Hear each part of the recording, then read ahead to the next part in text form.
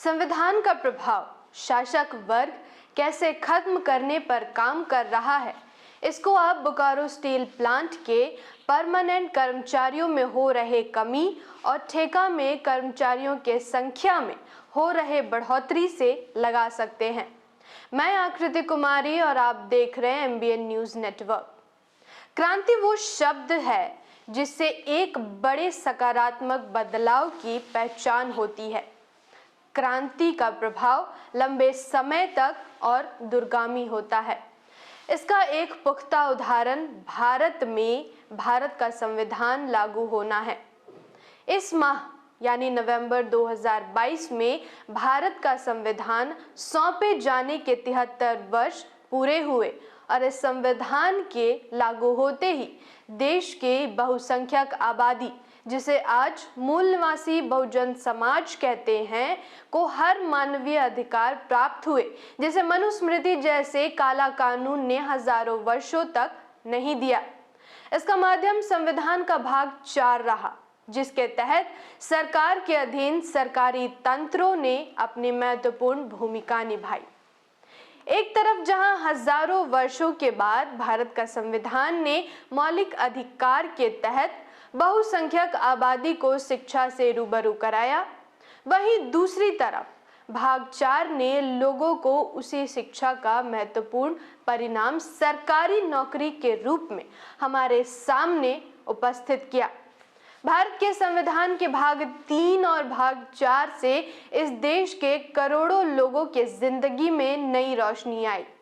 अनुसूचित जाति, अनुसूचित जनजाति और अन्य पिछड़ा वर्ग और इनसे धर्म परिवर्तित अल्पसंख्यक, जिनको ब्राह्मणी व्यवस्था ने गुलामी की जिंदगी जीने के लिए हजारों वर्षों से मजबूर किया था, उन्होंने समानता, स्वतंत्रता, बंधुता और न्याय का स्वाद लेना शुरू किया।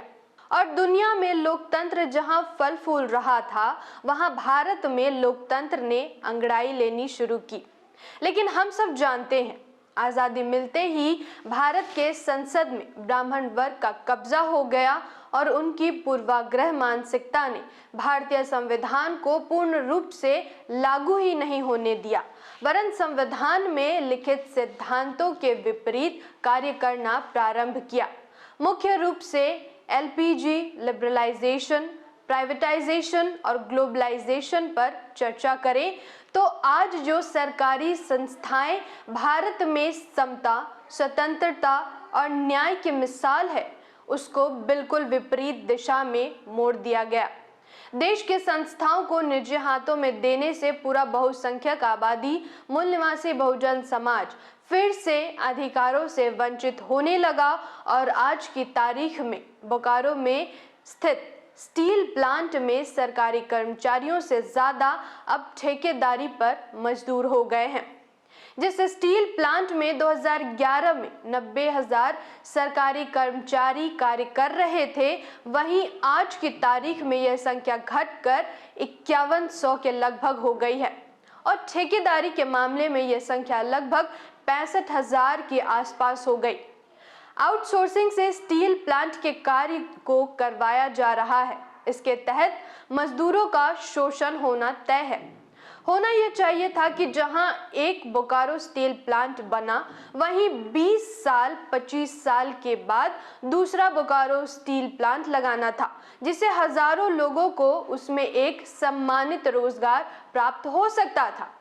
यह घटना सिर्फ बोकारो के स्टील प्लांट का नहीं है, बल्कि हर सरकारी संस्था को निजी हाथों में कांग्रेस और बीजेपी ने देने की नीति बनाई है।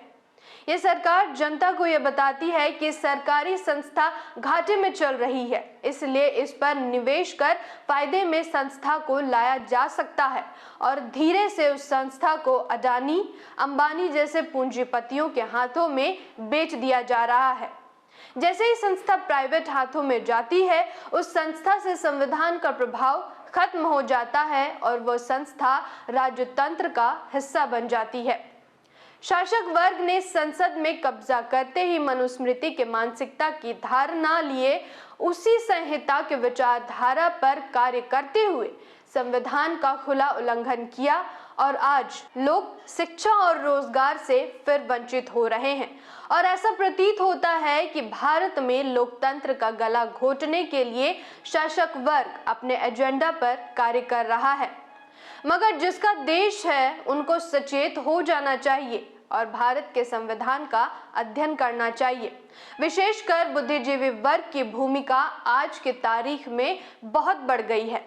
यह वर्ग वास्तव में संविधान से हो रहे क्रांतिकारी परिवर्तन को आम जनमानस में स्थापित कर सकता है और संसद में ब्राह्मणी ताकतों को बाहर करने में अपना योगदान दे सकता है, जिससे भारतीय संविधान का सम्मान, सुरक्षा और संवर्धन व्यापक पैमाने पर देश भर में हो और भारतीय संविधान के अनुरूप सारी व्यवस्थाएं लागू हों। और जिस प्रतिक्रांति के दौर में भारत का संविधान गुजर रहा है उसको क्रांति के मार्ग पर स्थापित किया जा सके। जागृति की इस मुहिम में हमारा साथ और सहयोग दे। इस वीडियो को शेयर करें, चैनल को सब्सक्राइब करें और बेल आइकन को प्रेस करना बिल्कुल ना भूलें ताकि अगली वीडियो की अपडेट आप तक सबसे पहले पहुंचे। धन्यवाद। जय संविधान, जय भारत।